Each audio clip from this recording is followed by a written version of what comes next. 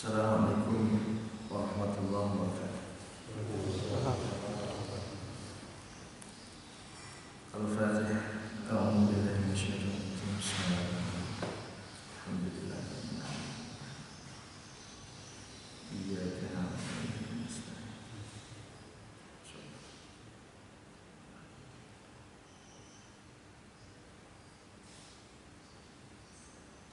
Alhamdulillah. Alhamdulillah ala ni'matillah. Alhamdulillah ala barakatillah. Alhamdulillah hamdan yuwafi ni'amahu wa yukafi mazidah.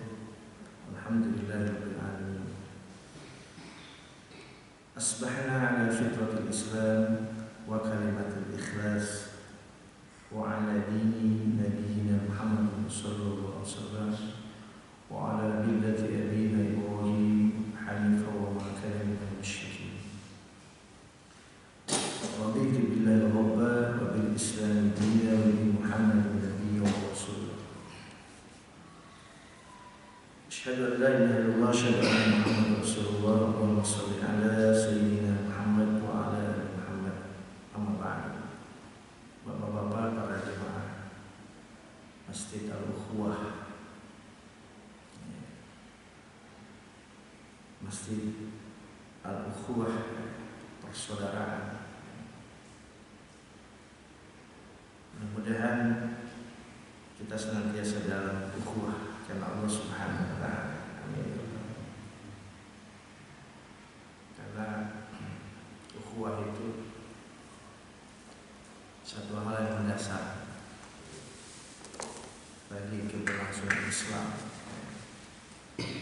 Islam dibangun sampai ke rumah kita karena adanya ukhuwah. Dan Islam pun, Muslim pun kehilangan pemimpin dunia itu ketika ukhuwah sudah tidak ada lagi. Mudah-mudahan dari masjid ke masjid menjadi perhatian penting tentang ukhuwah. Ya, bersyukur alhamdulillah kepada Allah Subhanahu wa taala. Shalawat dan salam kepada Nabi kita Muhammad sallallahu alaihi wasallam.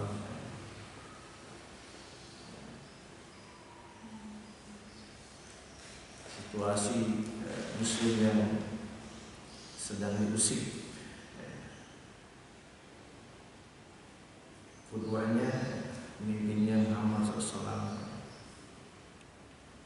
Ini juga mudah-mudahan menjadi trigger ukhuwah, gitu ya. Bahwa perlu ada satu kecemburuan, kemarahan dalam tanda petik ketika Nabi kita dilecehkan. Ini sudah kali ke berapa kali di dunia. Tahun 95 dulu ada novel ayat-ayat setan. Masih ingat Bapak? Siapa penulisnya? Salman Rushdie dari Rusia. Sampai di Iran berfatwa menghargai kepalanya itu 1 miliar. Dan fatwa itu sampai hari ini belum dicabut. Akhirnya Salman harus mempestop wajahnya. Setahun kemudian ada perempuan membuat novel yang sama dari Bangladesh, namanya Taslima Nasrin. Itu juga sama, isinya menghina Nabi Muhammad SAW. Dia pun hidup ketakutan karena dikejar oleh Muslim militer Bangladesh. Di Indonesia pun pernah terjadi penghinaan. Saya lupa tahunnya. Polling majalah oleh Arswendo. yang menempatkan Nabi Muhammad nomor 11 di bawah Pak Harto. Akhirnya dia di penjara. Dan sekian ratus ribu kali penghinaan, sekian ribu kali penghinaan. Nah, tahun 2020 ini kembali umat Islam diusik secara eksistensi keagamaan. Kemudian ini menjadi satu trigger ya, bahwa ukhuwah itu memang perlu kembali dikuatkan, dan setiap muslim minimum itu adalah tidak menyimpan di rumahnya atau yang punya warung di warungnya produk dari negara yang presidennya atau membiarkan Muhammad itu minimum. Jadi aksi boikot produk Prancis itu satu tindakan yang minimum terhadap menunjukkan kita terhadap kecintaan dan kemarahan Nabi kita dihina oleh orang-orang kafir. Ya. Ala kulli hal itu juga sejauh mana kecintaan umat ini terhadap Nabi diuji ketika Nabi-nya dihina. Disitulah akan terlihat siapa yang cinta kepada Nabi. Karena di akhir zaman ini kadang-kadang aneh Pak, orang rajin ibadah, rajin luar biasa, tapi cinta terhadap Nabi-nya tuh apa ya? Nggak cinta. Nah, sementara kalau gitu Islamnya Islam yang dibawa oleh siapa? Itu banyak sekarang gitu. Makanya dulu ada aliran ingkar sunnah. Ini berbahaya. Nah, kaitan dengan itu, hari ini kita akan membahas tentang birrul walidain. Dalam Al-Quran itu ada 3 ayat berpasang-pasangan. Ya, Pak Ibu sekalian, menurut sekalian yang dirahmati Allah. Dalam Al-Quran ada 3 ayat yang berpasang-pasangan. Ayat ini harus diamalkan dengan pasangan. 1, aqimus shalah wa atuz zakat. Dirikanlah oleh kalian sholat, keluarkan zakat. Orang sholat nggak zakat, Allah tolak sholatnya. Ini dalam Al-Quran banyak. Atau orang rajin sholat, zakat, infak, sedekah, tapi nggak sholat, percuma. Bahkan ada orang puasa tapi tidak sholat. Itu mesti ada pertanyaan sebelum Ramadan, Ustaz, kalau saya puasa nggak sholat gimana? Jadi sholat kalau ibarat koin gitu ya, 2 sisi mata uang, itu sholat, zakat. Aqimus shalah wa atuz zakat. Bahkan di zaman Abu Bakar Siddiq radhiyallahu anhu, orang-orang yang sholat kemudian menolak zakat, ini kan salah satu problem yang dihadapi oleh Sayyidina Abu Bakar ketika Rasulullah wafat. Beliau dilantik oleh umat sebagai pelanjut, bukan pengganti ya, bukan pengganti Rasulullah, melanjutkan risalah Rasulullah. Salah satu problem utamanya adalah orang-orang yang kemudian tidak mau bayar zakat. Apa yang dilakukan oleh Abu Bakar Siddiq? Siapkan pasukan perang. Siapkan pasukan perang sampai Umar yang keras itu datang secara pribadi.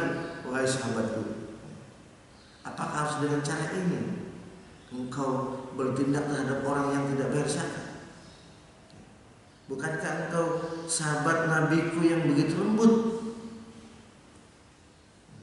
Kata Abu Bakar, kalau aku tidak lakukan ini hari ini, syariah zakat akan hilang di dunia ini. Wahai Umar, ittabi'ini, ikuti saya saja. Benar. Jadi yang pertama, ayat yang harus diamalkan dengan pasangannya adalah aqimus shalah wa atuz zakat.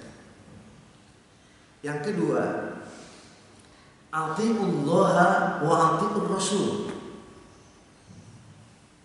Taatlah kepada Allah dan taatlah kepada Rasul. Kita mau sholat, kita mau ibadah, kita baik banget, udah keren, semua tidak ada yang ditinggalkan. Tapi tidak ittiba kepada Rasul, ya ditolak juga. Gak bisa. Ibadah-ibadah orang yang faham ingkar sunnah itu luar biasa, Pak. Persatuannya, kemudian kajian-kajian Qur'annya, wah. Sampai kajian Qur'annya kayak berselancar. Ayat ini Allah berfirman, masuknya ayat ini, oh ini ada tuh ya kajian. Tapi tidak taat kepada Rasul, nggak ada manfaatnya, Pak. Wallahi dunia akhirat. Atau taat kepada Rasul, akhlaknya bagus, tidak pernah ghibah, tidak pernah ngomongin orang, tidak pernah kumpul-kumpul nggak baik, tidak pernah tidak pernah sholat, tidak ada orang kayak gitu, ilmu gitu ada. Mencontoh Rasulullah hidupnya sederhana, tawadhu, ini kan sifat-sifat Nabi. Tapi tidak sholat juga. Kalau saya menemukan orang seperti itu. Di depan orang kita tuh, kalau kita ngomongin orang maksudnya secara tidak langsung gibah gitu ya, nggak sengaja dia pergi, nggak suka. Tapi nggak pernah ada di masjid juga, ya nggak bisa. Jadi taat kepada Allah, taat kepada Rasul, nggak bisa dipisahkan. Kalau dipisahkan menjadi batal. Taat kepada Allah, tidak taat kepada Rasul, munafik. Taat kepada Rasul, tidak taat kepada Allah, musyrik. Nah yang terakhir, ini akan kita bahas. Anishkurli waliwalidayka. Kata Allah, bersyukurlah kalian kepadaku dan bersyukurlah kalian kepada kedua orang tua. Ini yang kita bahas. Anishkurli, bersyukurlah kalian kepadaku atas semua nikmat. Zahiran, nikmat yang nampak, wa batinan, rezeki aku berikan kepada kalian, bersyukurlah kalian. Nikmat, rezeki semua. Semua orang takut dengan COVID, kita tidak terlalu abai, tidak terlalu baik. Biasa saja. Alhamdulillah diselamatkan oleh Allah SWT. Ini nikmat. Anishkurli. Kita mengucap nikmat, bersyukur nikmat Allah dengan ucapan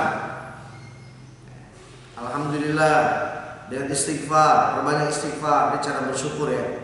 Anishkurli, bersyukurlah ya Allah, aku bersyukur kepadamu dengan ucapan apa? Alhamdulillah, dengan istighfar, astagfirullahalazim. Karena engkau bimbing dalam surat An-Nasr, idza jaa nasrullahi wal fath wa ra'aitan nasa yadkhuluna fi dinillahi afwaja fasabbih bihamdi rabbika wastaghfir. Jadi bersyukur kepada Allah dengan lisan itu mengucapkan alhamdulillah dan istighfar.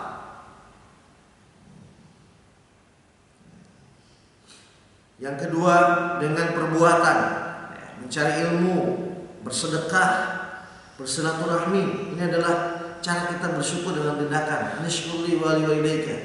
Hari ini bapak-bapak kita sama-sama duduk di sini. Ini kita sedang bersyukur kepada Allah. Bersyukur apa? Nikmat akal, nikmat pikiran, nikmat hati. Ini hati ini ibarat bunga, ibarat pohon kalau nggak pernah disiram. Bunga butuh, hati ini butuh kebutuhan batin. Keluarga juga sama, butuh lahir, butuh batin, nafkah dari kita, istri kita itu butuh nafkah lahir, butuh nafkah batin. Cuman orang salah, selama ini nafkah batin diterjemahkan hubungan biologis, betul gak? Ya Pak, itu nafkah batin, lahir. Hubungan biologis itu nafkah lahir. Hubungan kebutuhan batin itu adalah agama.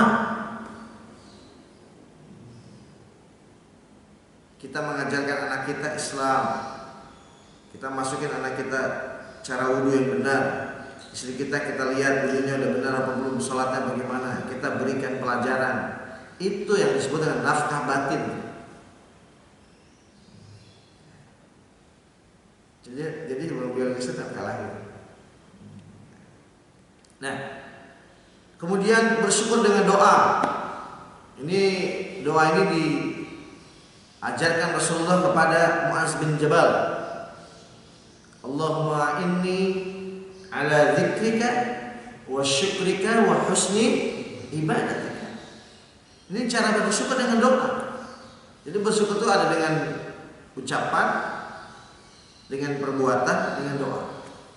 Anishkurli wali walidayka.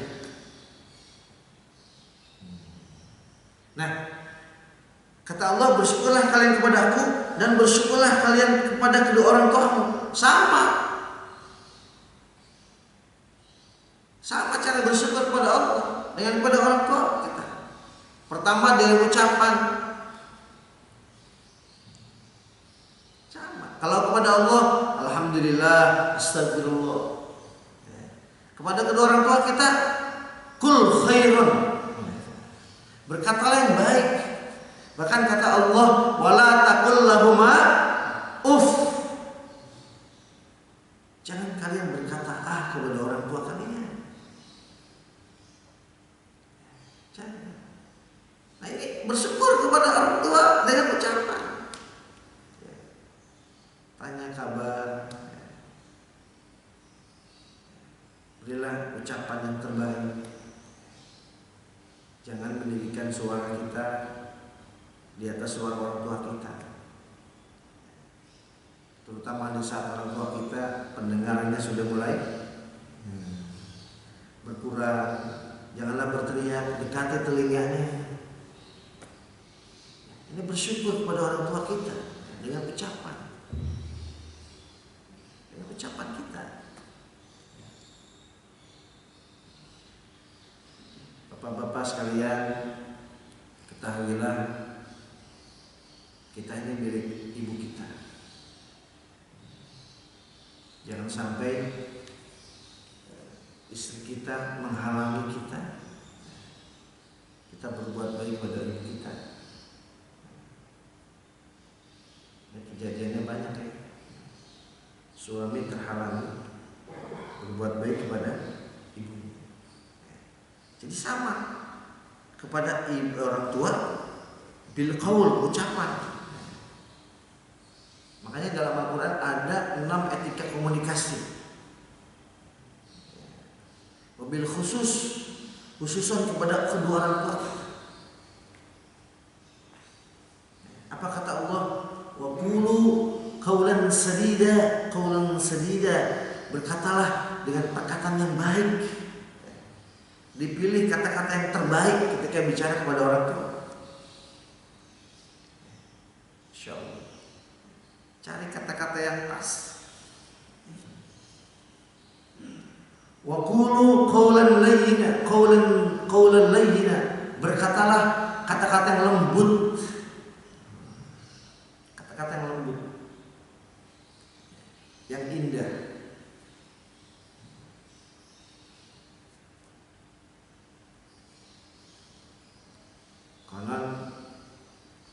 Saya belajar tahun 2008. Iya, 2008 saya ikut pelatihan namanya ABC. ABC itu tentang kesadaran, awareness for change, tentang perubahan. Saya punya guru di Malaysia. Saya diajarkan oleh beliau tentang 5 bahasa cinta kepada orang tua.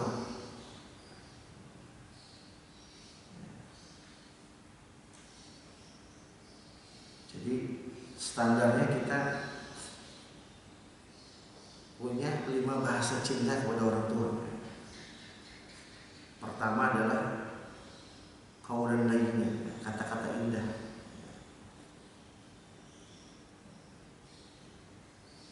Kenapa kita nggak memuji orang tua kita? Perasaan istri mulai dipuji gitu ya.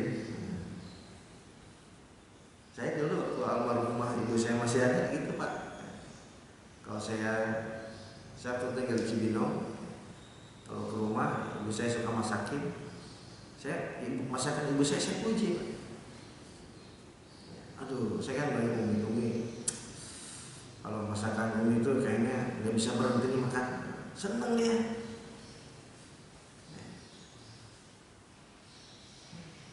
Coba bilang sama istri kita begitu, istriku, bunda, masakan bunda ini luar biasa. Apa jawabnya? Gitu ya. Mungkin gitu jawabnya. Tapi ibu kita senang dia. Jadi qulu qawlan layyin wa qulu qawlan ma'rufa, berkatalah yang ma'ruf. Wa qulu qawlan baligha, berkatalah yang jelas, jangan bertele-tele, jangan sana sini. Mentang-mentang anaknya pintar, ibunya enggak sekolah, bikin bingung. Ada etika berkomunikasi. Jadi kepada orang tua, bersyukurlah dengan kata-katamu. Sama. Jadi Allah mengatakan, "Anishkurli wa liwalidayka." Bersyukur pada Allah dengan kata-kata, bersyukur orang dengan kata-kata. Kepada Allah, istighfar, alhamdulillah. Dengan orang tua, berkatalah, berusaha yang baik, cari kata-kata yang lembut, yang paling indah. Terutama ketika pandangan kita berbeda dari orang tua ya. Ini yang paling berat. Paling berat. Karena yang harus menjadi prinsip adalah orang tua kita tidak pernah salah. Justru kita yang harus beradaptasi. Jadi kalau anak sudah bilang, orang tua saya nggak paham tuh, ya Allah ya. Saya pernah mendengar itu kata-kata itu. Saya pernah mendengar kata-kata itu dari seorang laki-laki yang sudah lumayan berumur. Waktu itu masalah utang piutang waris. Ya bisa, orang tua saya tuh nggak paham ya Allah. Itu malaikat dengar kata-kata itu tuh udah marah tuh, menggelegar lagi. Menggelegar tuh malaikat mendengar kata-kata.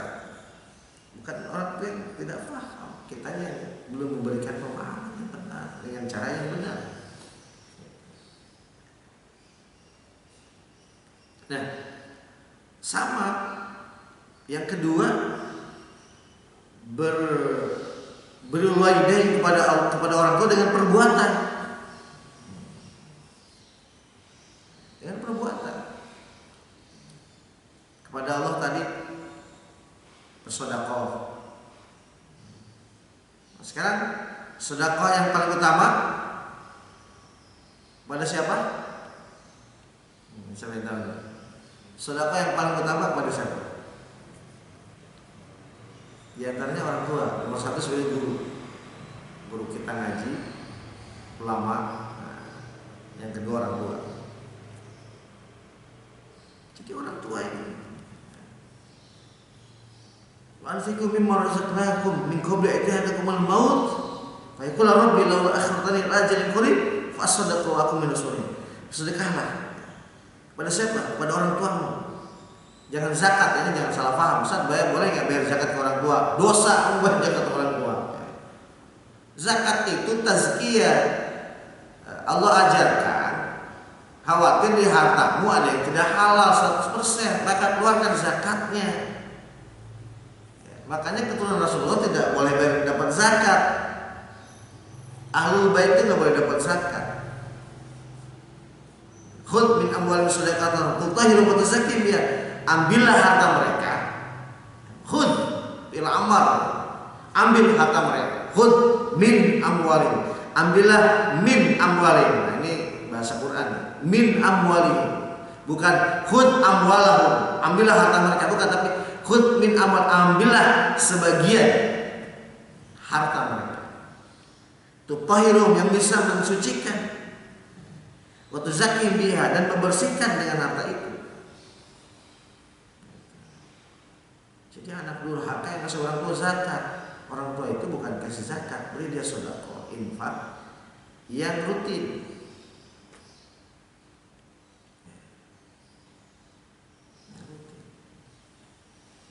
Saya pernah belajar pengelolaan manajemen keuangan sama seorang pakar manajer keuangan, pengelolaan keuangan, namanya Safir Senduk. Apa mungkin dengar ya? Beliau mengatakan dari harta yang kita punya keluarkan 10%. Jadi konsep beliau itu 60 20 10 10. 60 itu 20% buat kebutuhan dasar kita, keluarga kita. 20% untuk investasi. Investasi ya menabung lah, macam-macam. Kemudian 10% untuk rihlah keluarga. Nah, berarti ini disimpan kan? Sama simpan setiap bulan 10%. Nah, 10% lagi infak. Begitu beliau mengelola. Ini saya terapkan tuh keluarga itu. Jadi ada 4 box, 60%, setiap ada dana 60% di sini, 20% sini. Nah, 10% infak, nah tinggal kelola tuh. 80%-nya buat orang tua. Nah, 20%-nya baru buat pasti atau Masya Allah. Jadi sudah diplotting, bukan orang tua itu meminta. Ini kalau orang tua sudah meminta, berhati-hatilah Bapak Ibu sekalian. Itu tanda kita tidak paham tentangnya.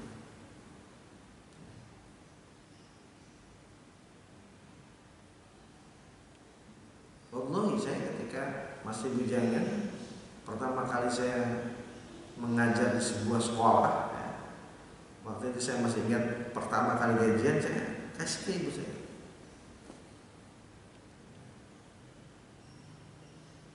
Begitu Pak, jadi dengan perbuatan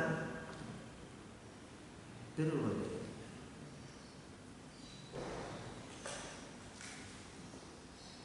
Jadi kadang-kadang makanya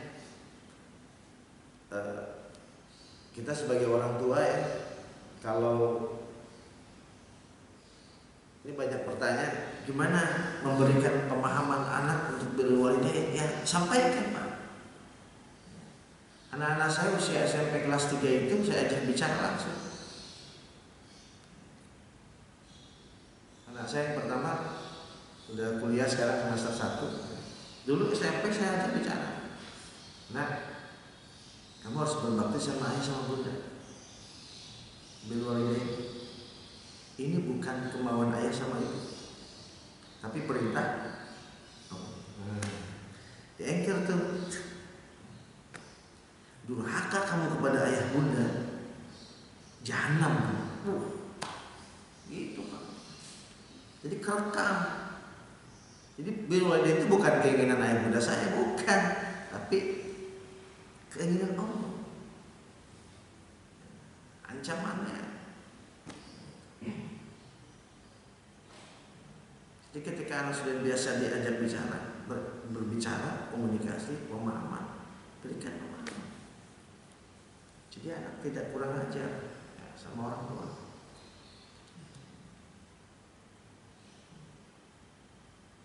Jadi kata Syekh Mutawalli Asy-Sya'rawi, al-mal adna darajat rezeki. Harta itu derajat rezeki yang paling rendah. Adna darajat rezeki. Wal afiyatu a'la darajat rezeki. Dan kesehatan itu adalah rezeki yang paling tinggi. Di atas harta, kesehatan. Orang banyak harta kalau nggak sehat udah bener-bener Pak, kesehatan tuh Masya Allah ya. Saya punya klien di Pondok Indah yang rumahnya gede, mobil mewah, kalau kesana makanan banyak, tapi itu makan ada dokternya di samping. Apa jangan terlalu banyak makan nasi Pak, bolehnya gitu ya. Nggak boleh sayuran, banyak makan enak saya jadi ya. Kenapa? Wal afiyatu a'la darajat rizqi. Wal abna'us sholihin afdal darajat rizqi. Dan anak yang soleh itu rezeki yang paling utama.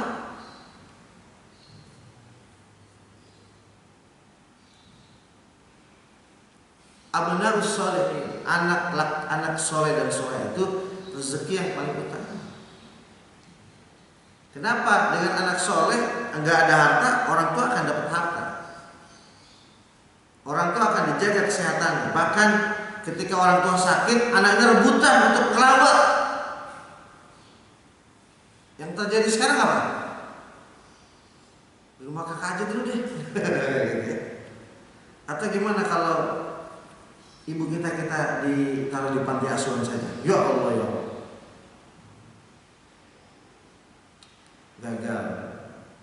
Gagal total. Saking sibuknya ya.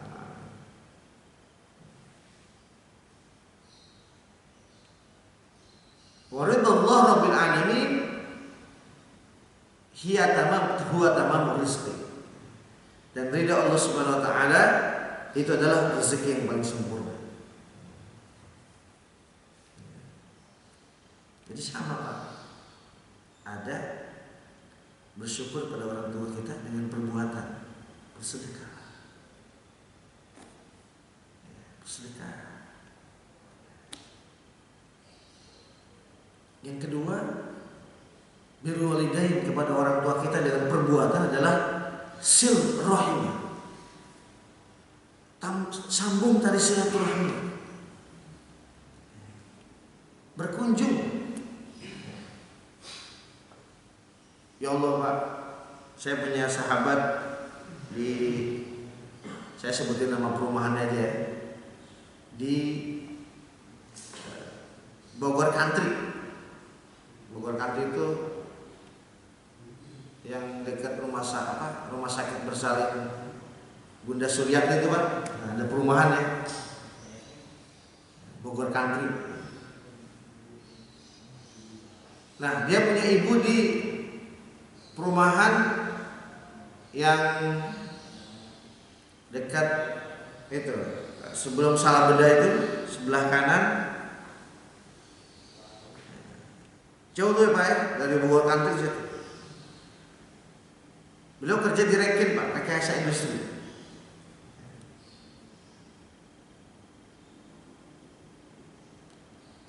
Itu kalau mau berangkat kerja harus nemuin ibunya dulu. Subuh berangkat, nemuin ibunya di perumahan itu, saya lupa ya, daerah Cibadak. Baru berangkat kerja. Pulang kerja ke ibunya dulu, baru pulang ke Bogor nanti ke istri keluarganya. Itu setiap hari, Pak.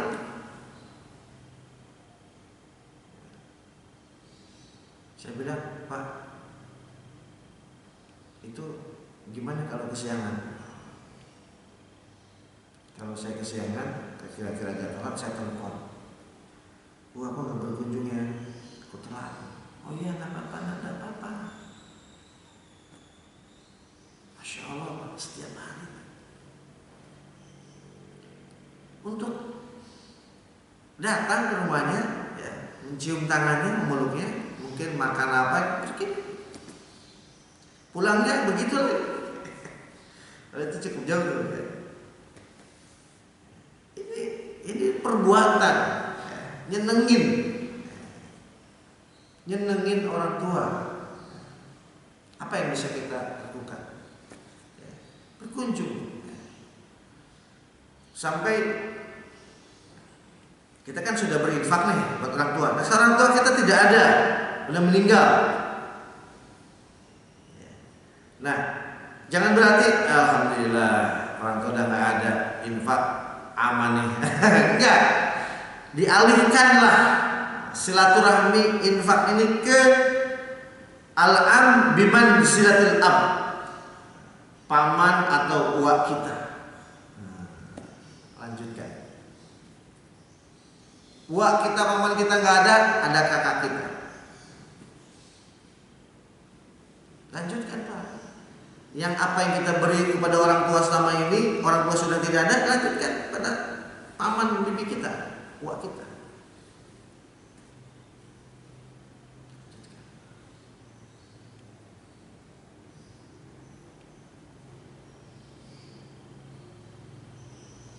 Perbuatan apa lagi ketika orang tua tidak ada?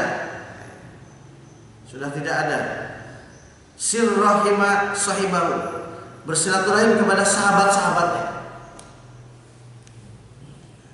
Saya pernah lakukan ini, Pak. Kata kakak saya kan mengenalnya ayah saya Pak. Apa punya teman dekat? Di mana? Di daerah Cilowor. Kampung ini namanya Pak ini. Udah tua, Pak. Saya datang, saya cari keluar dia. Siapa ini? Syair. Namanya Pak Hasan. Saya anaknya Pak ini, Pak Muhtar. Oh, saya udah dipeluk, Pak. Bapak manehnya, aduh gitu Bapak. Ya Allah, seneng banget dia gitu. Saya yakin ayah saya senang gitu ya, melihat anaknya bersilaturahmi kepada sahabatnya. Ini yang kita perbuat, Pak. Jangan setelah orang tua kita tidak ada, semuanya tidak ada. Sahabat-sahabatnya dicari, teman-temannya. Saya masih ada di daerah saya, cuma tuh teman main ayah saya satu orang udah tua. Suka masih ke masjid pojok, karena udah nggak kuat berdiri. Saya sering datangi, saya cium tangan, cerita dia. Abah kamu itu dulu, padahal udah cerita seluruh dia. Itu dulu deh. Ya, perbuatan. Jadi penting ya, Pak ya, dengan perbuatan kita. Wa qul i'malu, lakukanlah. Fasyarallahu lakum. Nanti Allah yang akan melihat amal kalian.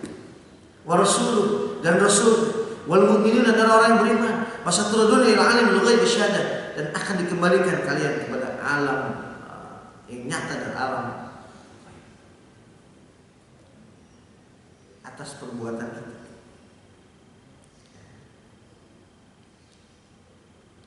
Yang terakhir, birrul walidain itu dengan doa.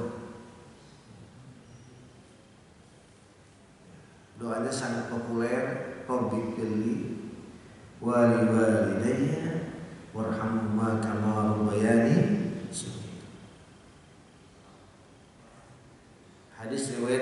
Ad-Dailami mengatakan, Rasulullah bercerita di alam kubur ada orang-orang yang sedang disiksa oleh malaikat,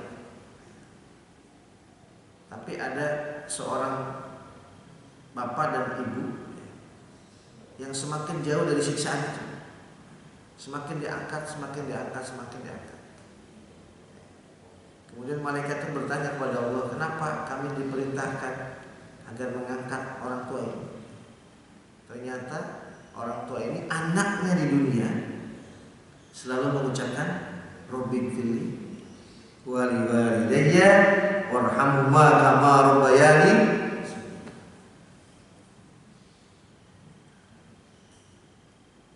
Catat, Rabbighfirli, bersyukur pada Allah ya. Istighfar. Wali walidayya, dan bersyukur pada orang tua kita. Warhamhuma, rahmatilah mereka berdua, kasih sayangilah mereka. Kama rabbayani, sebagaimana mereka menyayangi mendidik anak dulu. Jadi ketika bicara Allah, di samping itu ada orang tua kita. Masya Allah. Ketika kita melakukan ucapan yang baik, yang terbaik buat kedua orang tua kita, perbuatan yang terindah, yang bermanfaat buat kedua orang tua kita, kita selalu mendoakannya, mendoakan kesehatan. Terutama Pak, ini yang paling berat memang ketika orang tua kita sakit. Sakitnya sudah parah. Itu ujian anak luar biasa. Jangan sampai dalam hati kita terlintas, ya Allah, kapan ini berakhir? Masya Allah.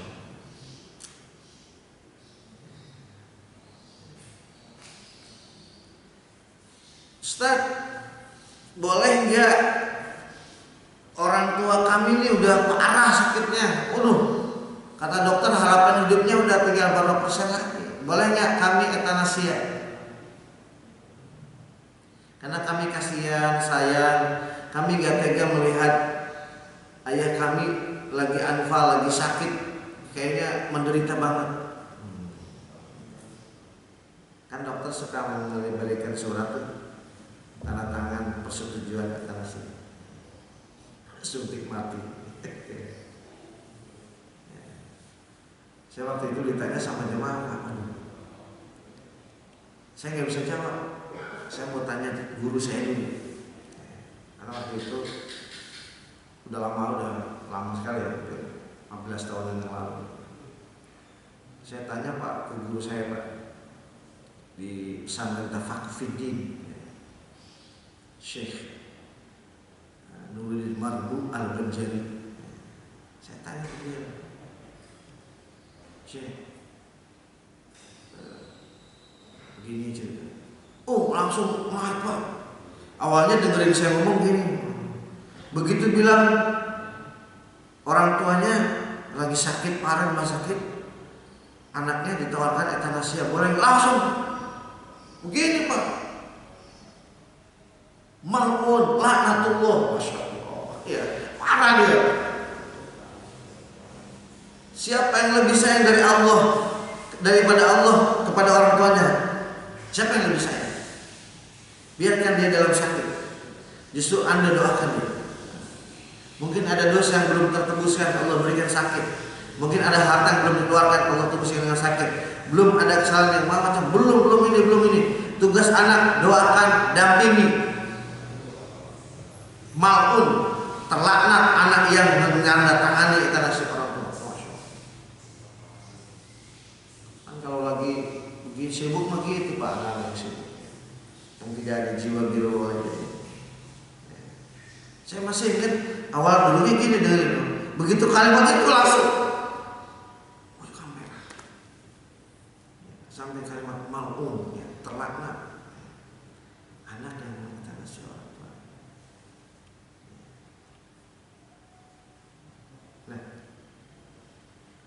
kemudian ketika rasa syukur ini sudah kita berikan kepada orang tua karena perintah Allah, bersiaplah akan ada keberkahan dalam hidup kita. Saya menyaksikan sahabat saya yang saya ceritakan tadi. Jin, aneh mau tahu ilmunya. Antum kan Ustaz, enggak, antum kan yang ngamalin secara langsung. Apa yang antum merasakan selama ini? Antum tidak pernah tidak membahagiakan orang tua antum. Ketika antum berangkat kerja, antum menemuin dia, pulangnya antum nemuin dulu. Apa yang Allah berikan kepada antum? Apa dia bilang? Saya nggak mau cerita Ustaz, itu rahasia ada dengan Allah. Masya Allah. Walaupun antum teman dekat anak, tapi anda nggak mau cerita. Itu rahasia anda dengan Allah. Antum bisa paham lah kata-kata anak ini. Rahasia anda dengan Allah. Kalau jawaban, oh anak begini, anak-anak, mungkin itu biasa tak bagi saya. Anak-anak Ustaz hafiz Quran ini, wah anak COVID ini enggak ada sedikit pun masalah, itu biasa bagi saya. Tapi kalau jawaban dia, Ustaz afwan, itu rahasia anak dengan Allah. Ini kan yang sesuatu yang apa ya, yang dia nggak bisa gambarkan dengan hanya sekedar dunia, dengan hanya sekedar dunia. Saya juga menemukan ada anak soleh, rajin ibadah. Wah pokoknya udah top deh. Kalau azan suaranya bikin masyarakatnya nangis. Tapi kenapa ini hidupnya susah terus? Saya pelajari orang ini. Anaknya banyak Pak.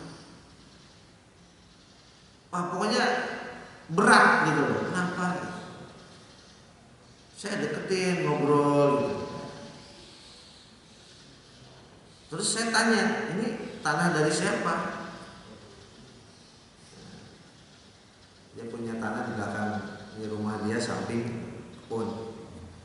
Ini utang orang tua saya dibayar tanah. Langsung saya. Utang orang tua saya. Saya ngobrol sama kakak-kakaknya, ya, adiknya ya, dia anak bangsa. Dia itu Ustaz nasihatin, kenapa? Itu tanah. Sebetulnya buat cucunya itu, jadi ibunya itu ngurus cucunya, yang bapaknya udah nggak ada. Nah dulu ibunya pernah bilang, anak tanah itu buat ini. Terus dia bilang, nah ini kan anak saya juga cucunya juga. Jadi dia menghitung utangnya yang kalau tidak salah 2 juta apa gitu, dibayar dengan tanah itu. Coba kita pikirkan, tanah kurang lebih ada 100 meter, 120-30 meter. Kehidupannya Pak, kasihan sekali anak-anaknya. Dan saya bilang belum berkaitan dengan keluarganya, iya kan? Berarti adik-adiknya nggak ribet. Terus hutangnya kapan? Ada buktinya nggak? Ya dia nggak bisa buktiin juga ya, karena anak paling besar.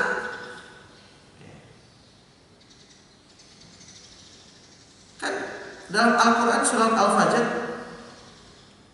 wa amma idza mabtalahu faqadara alaihi rizqah fayaqulu rabbi hanan. Maka ada manusia yang apabila oleh Allah dikurangi rezekinya, disusahkan hidupnya, diberatkan oleh Allah, qala rabbi hanan, berkata Tuhanku menghinaku.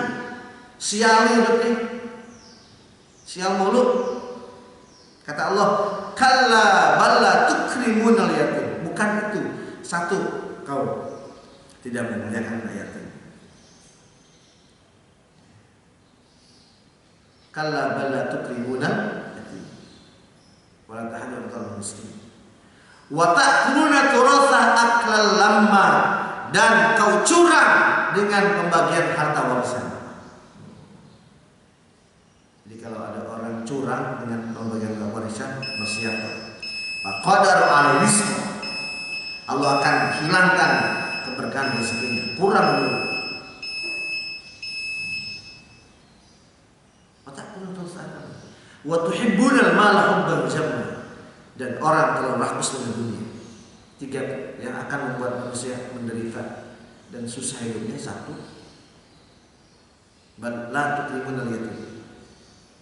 Yang kedua, wa ta'kuluna turatha aklan lamma, curang terhadap pembagian waris harta pusaka. Yang terakhir, wa tuhibbuna al-mala hubban jamma, terlalu rakus dengan dunia. Selesai. Para bapak sekalian yang dirahmati Allah Subhanahu wa taala. Saya sampai merinding, sahabat saya menjawab, itu rahasia Anda dengan Allah Subhanahu wa taala. Dari sisi lahir, Masya Allah. Bahkan Allah Subhanahu wa taala mengatakan melalui lisan Nabi-Nya, ridallah fi ridal walidain wa sukhtullah fi sukhtul walidain. Bersiaplah, orang tua adalah asbab kita akan masuk dalam surga atau masuk dalam neraka.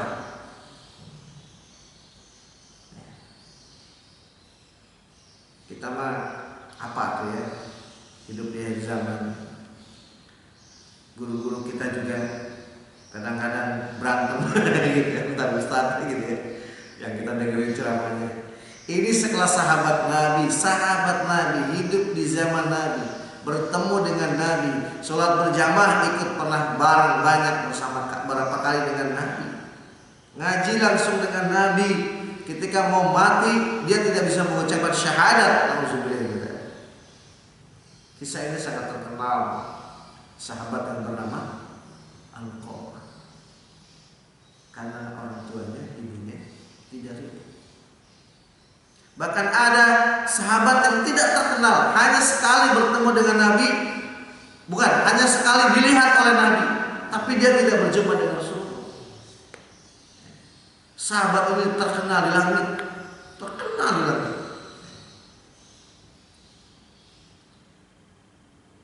Dia tinggal di Yaman. Sehari-hari kerjanya menggembala kambing, diberi upah. Setelah menggembala kambing, pulang ke rumah urusin ibu, karena ibunya lumpuh, ibunya nggak bisa jalan.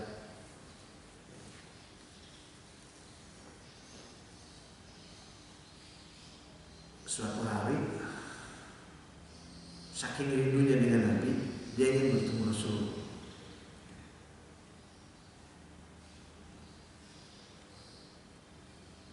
Izin dia sama ibunya, Bu, karena berapa kali ditolak. Bu, saya pengen berjumpa dengan Nabi. Nanti yang jaga ibu siapa? Akhirnya dia ngumpulin uang tuh untuk buat upah. Setelah saat punya upah, Bu, aku punya uang, nanti ibu ada yang jaga. Udah, gak apa-apa. Insya Allah dia akan rawat ibu seperti aku merawat ibu. Berangkatlah dia menuju Madinah. Sampai di Madinah, Masya Allahnya kan belum zaman canggih di mereka kuat. Rasulullahnya gak ada. Rasulullahnya gak ada. Berjumpa dengan Aisyah, Assalamualaikum, balik hijab ya. Saya ini dari Yaman, namanya Uwais Al-Qarni.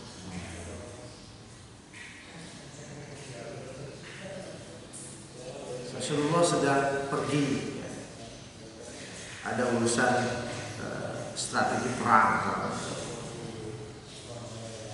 Wahai istri Rasulullah, sampaikan salam hormatku kepada beliau. Saya Uwais Al-Qarni. Ya, Aisyah nggak kenal kan? Ya nanti saya sampaikan. Makasih ya. Rasulullah beberapa kemudian datang. Wahai baginda Nabi, ya 3 hari yang lalu ada tamu mencari engkau. Dari mana? Dari Yaman. Di samping Nabi ada Umar, ada Ali. Siapa? Katanya sih namanya biasa aja, standar. Uwais Al-Qarni. Hah? Rasulullah. Wahai Umar, wahai Ali. Sini. Kenapa? Ada orang datang ke sini. Namanya Uwais Al-Qarni dan bercakap. Kalau engkau harus datang kepada dia, cari dia. Mintalah doa dan mintalah kepada dia agar Allah mengampuni kalian. Itu sekelas Umar dan Ali bin Abi Thalib. Diperintahkan oleh Nabi untuk meminta doa. Untuk meminta doa kepada penggembala kambing. Ya Rasulullah, Yaman itu luas. Gimana saya cara mencari dia? Kafilah Yaman juga kan banyak. Di telapaknya ada tanda putih. Kau cari. Umar sama Ali setiap ada kafilah Yaman tanya, nggak pernah ada. Sampai Rasulullah wafat. Saat itu baru ada kafilah Yaman. Ditanya, ada nggak kalian bawa rombongan yang bernama Uwais Al-Qarni? Oh ada, mana? Di belakang dia lagi ngurusin kambing kuda kita. Samarilah Pak. Assalamualaikum, salam. Orangnya nggak ganteng, biasa saja. Kemudian Umar dan Ali bersama. Kemudian dilihatlah, ternyata telapak tangannya putih. Saat itulah Umar sama Ali memeluk dia. Wahai Uwais, ada pesan dari Nabi. Oh, senang sekali kan, orang nggak pernah berjumpa dengan Nabi. Kenapa? Ada apa pesan Nabi? Pesan Nabi, saya Umar dan Ali diminta oleh Nabi agar meminta kepada engkau doa. Belum kaget, kalian ini sahabat Nabi gitu kan? Kalian kalau disuruh Nabi, doa kalian lebih dikabul. Ini pesan Rasulullah. Dan mohonkanlah ampunan kepada Allah untuk kami. Masya Allah lah. Akhirnya beliau kata perintah Nabi. Ternyata Pak, Uwais Al-Qarni ini sahabat yang. Nah, jadi Umar tanya, Anda kok nggak pernah ikut kafilah? Ibu saya sakit, saya nggak bisa meninggalkan ibu saya. Nah, kok Anda sekarang bisa? Karena ibu saya sudah wafat. Saya baru bisa ikut kafilah ke negeri mana. Kehidupan beliau sangat sederhana, tapi semua malaikat mengenal beliau, kata Rasulullah SAW. Ini perlu dia. Jadi tidak bisa digambarkan lah. Kalau kita berulain kepada orang tua, itu akan menjadi rahasia indah antara kita dengan Allah Subhanahu wa Ta'ala. Tidak perlu diceritakan kepada orang lain. Tapi ada kisah-kisah yang luar biasa, yang betapa luar biasanya berulain kita kepada kedua orang tua kita. Karena itu kita sama-sama. Saya tidak bermaksud mengajari bapak-bapak yang lebih luar biasa hari ini, cuman lebih mengingatkan saja. Biasanya birrul walidain itu sering terganggu ketika kita sudah berkeluarga, karena ada orang lain yang boleh jadi kadang menghalangi. Janganlah sebagai seorang suami memberi kepada ibunya sembunyi-sembunyi tidak diketahui istrinya. Itu juga bukan birrul walidain. Justru istri kita harus tahu bahwa kita adalah milik ibu kita selamanya, dan istri kita adalah milik kita.